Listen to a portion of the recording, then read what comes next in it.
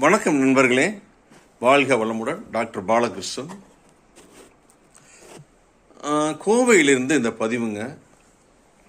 அதாவது uncertainty in life அப்படின்னு எல்லாருக்குமே தெரியும்.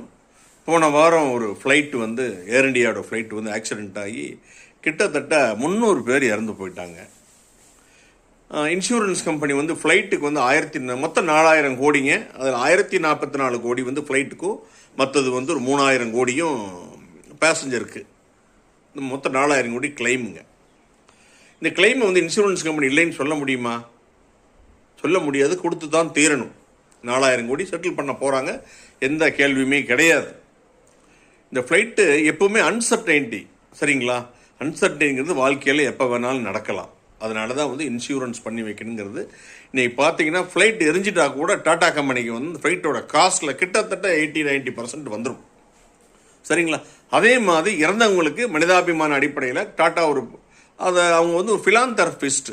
இந்த இன்சூரன்ஸ் அமௌண்ட் போக கூட ஆளுக்கு 1 கோடி ரூபா கொடுக்குறாங்க, சரிங்களா?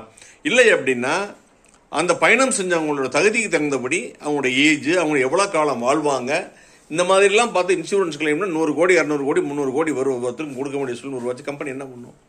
இப்போ இன்சூரன்ஸ் கம்பெனி அந்த பொறுப்புகளை ஏற்றுக்கிட்டதுனால பெரிய இழப்புலேருந்து, அதாவது இன்சூரன்ஸ் உங்களை பணக்காரன் ஆக்காது, ஆனால் ஏழை ஆக்காது.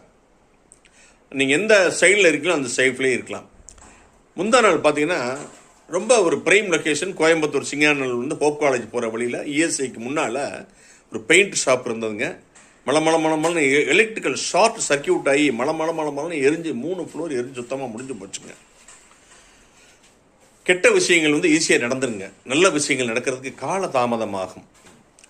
நான் எஸ்எஸ்எல்சியில் படிக்கும்போது நான் டீடைலில் லிட்டில் திங்ஸ்னு ஒரு பாடம் இருந்ததுங்க. அற்பத்தனமான விஷயம், அதாவது வாழ்க்கையில் சிறு சிறு அற்பத்தனமான விஷயங்கள் நம்ம வாழ்க்கையில் நிம்மதியையும் சந்தோஷத்தையும் கெடுத்து விடும். இது ஏன் நான் இங்கே மேட்ச் பண்ணுறேன்னு பார்த்தீங்கன்னா, அவர் டெய்லி லேக்ஸ் கணக்கில் பிஸ்னஸ் பண்ணுறாரு, இன்சூரன்ஸ் பண்ணலையா. சாதாரண இன்சூரன்ஸ் ஏஜென்ட் போய் கேட்டாவே ரெஸ்பான்ஸே பண்ண மாட்டாங்க. இது ஹியூமன் நேச்சர். இன்னைக்கு இழப்பு ஒரு 10,000 ரூபாய் கட்டியிருந்தாருன்னா அவருக்கு 1 கோடி ரூபா மிச்சமாயிருக்கும். எரிஞ்சிருந்தா கூட இன்சூரன்ஸ் அமௌண்ட்டை வச்சு அவர் வேற ஒரு இடத்துல இன்னொரு தொழில், இதே தொழில், அவர் தெரிஞ்ச தொழிலை ஸ்டார்ட் பண்ணலாம், சரிங்களா? இப்போ என்னாச்சு? எரிஞ்சு போச்சு, ப்ராடக்ட் பூரா லாஸ் ஆயிடுச்சு. அவர் கொடுக்க வேண்டியவங்க கொடுக்க மாட்டான். ஆனால் அவருக்கு இப்போ கடன் கொடுத்தவங்க பூரா ஒரு 15 நாள் 20 நாள் கழிச்சு இமீடியட்டாக வந்துடுவாங்க.